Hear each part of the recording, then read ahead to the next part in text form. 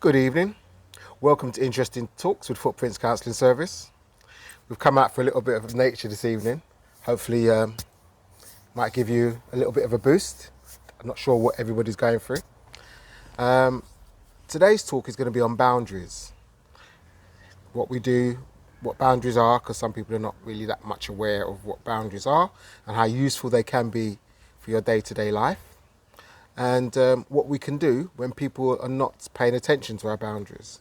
So how do we defend ourselves when we've set our boundaries?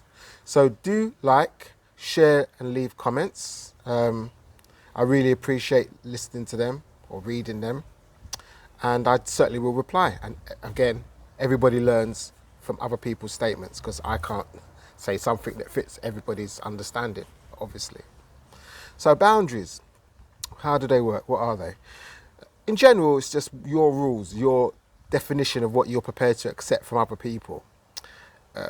Some people, a boundary could be if you're invited to a wedding or reception, people need to come on time.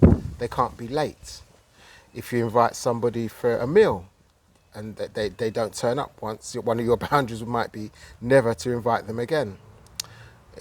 In the workplace, one of your boundaries might be that you don't mind talking shop talk with your colleagues or your boss, but when they start asking you about your personal life, if you've got a boyfriend, if you've got a girlfriend, what sexuality you are, your preference, that's none of their business. And you have every single right to stand up to them and say, no, stop, I don't want to talk about that.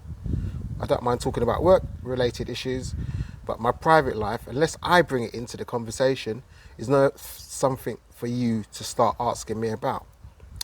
This also applies, again, in relationships with the person that you're with.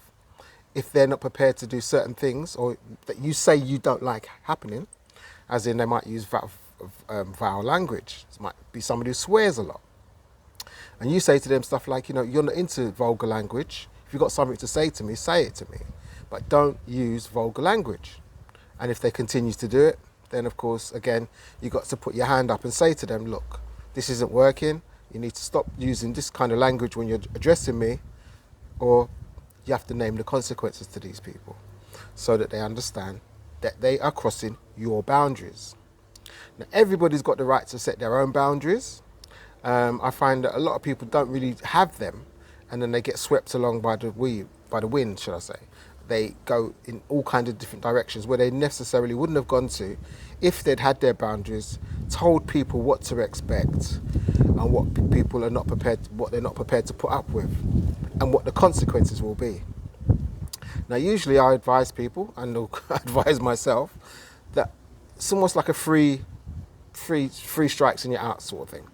First thing, obviously you tell the person, for example, I don't like vulgar language being used around me, and I don't mind communicating with you on any other level about anything you want to talk about, but don't swear at me, And if you do, then I'll stop talking to you as much as I do now.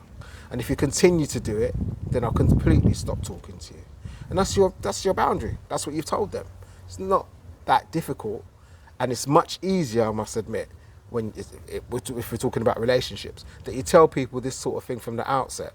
Because usually people get used to a certain way of talking to you, a certain way of dealing with you, and when you start to tell them exactly what you don't want or what you're prepared to put up with, they find it very difficult to start accepting these new rules and regulations that you're putting over to them.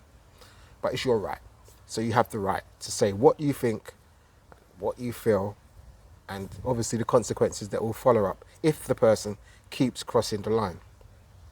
Now, I find that people that don't have boundaries, they're really, a lot of them, I wouldn't say pushovers, but you find that people do tend to take a lot of advantages of them. They say things and ask them to do things that are way beyond their remit, what they shouldn't be doing, and they do them for people to try to people please. So I find that if you've got a good set of boundaries in place, it can also help you to be more self-confident and more self-assured of who you are and what you want out of life. So hopefully this was useful, because I do know people that don't have much familiarity with boundaries and they tend to let people walk over them. And if you know anybody that could do with listening to something like this, because you feel that people do take a lot of advantages of them, feel free to share it with them. Also with friends and family, share it with them. Leave comments and take care of yourself over the next 2 weeks until I see you again. Thank you very much for watching. Bye for now.